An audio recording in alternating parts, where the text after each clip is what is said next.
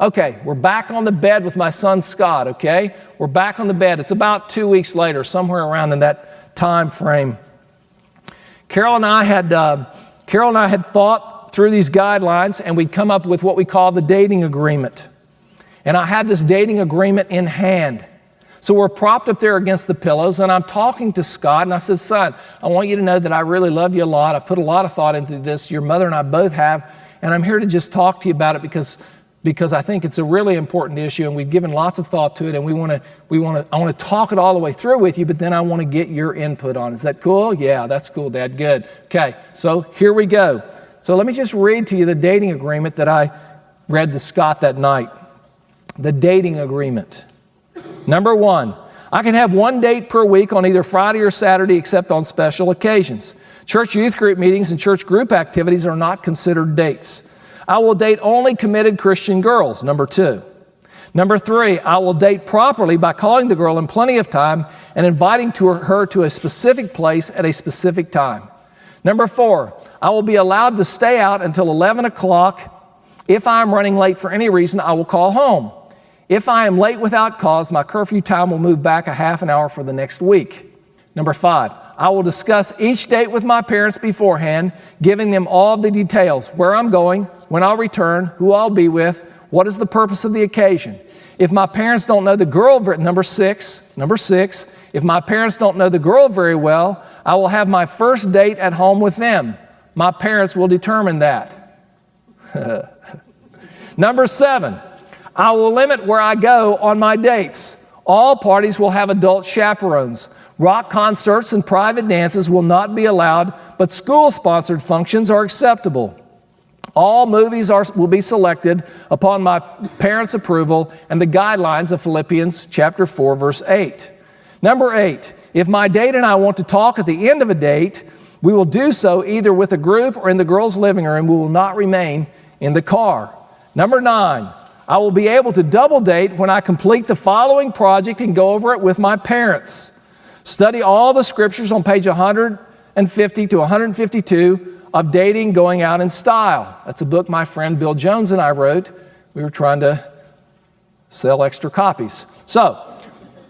And then we said, and write a brief paragraph on each one. I will select the 5 most important ones to me and write a specific paragraph on each one. And number 10, I will determine what holding hands and kissing means to me. I will determine when I will hold hands or kiss a girl. I will go over that with my parents. Okay, so there you have the dating agreement. Some of you are sitting out there saying, that is the wimpiest thing I have ever heard in my life for dating. I cannot believe that you would let your son do those things. Others of you are saying, I can't believe that you would ask your son to do those things. That is the strictest thing I have ever heard of in my entire life.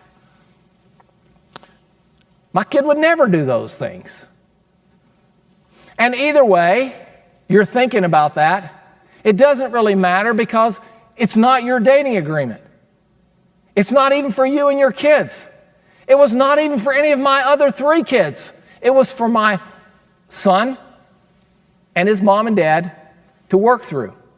So we laid this dating agreement out, and interestingly enough, Scott agreed to every one of them except number 6.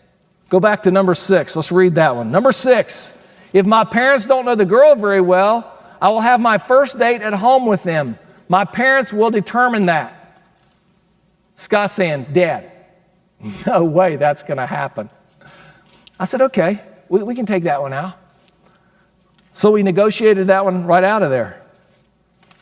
And then we avoided the you can date when you're 16 thing, single date when you're 16 or group date when you're 16, that whole issue and argument. We got around that by simply asking him to do a project. He had a couple of projects there to do, and when he did those projects and completed them, then we said, you can go out. It took him actually about 6 months to finish up these projects before he got before he actually got them completed. And when he did, we followed through with our end of the agreement and let him go out. It's interesting that over the years, his high school years, we followed this agreement. We followed it all the way through to his senior year in high school. We adjusted it here and there with curfews and other things, but we followed this agreement pretty much throughout. There were times when he would do something and I would disagree with him, or there were times when I would say something and he would disagree with me, and it was amazing. We could go back to this agreement. I don't think that's in the agreement. Yeah, Dad, it's in the agreement. And we would go back and we'd look at it, and it kept us from arguing. And there were times when I was right, and there were times when he was right, and both of us loved it when we were right. So we were able to work through this, but not get in an argument because we had something to follow, an agreement. And so by Scott's senior year, he had followed this agreement. He'd come a long way from the great late night tomato fight when he got arrested. Come a long way from that time when he was 14 and wanted to date a girl who was 16. And so by the time he was a senior in high school, not only did we have no rules, we had no guidelines. We let him operate independently as an adult while still living in our house. We felt like that in a year he was going to go to college anyway, and why not test this out while he was still at home?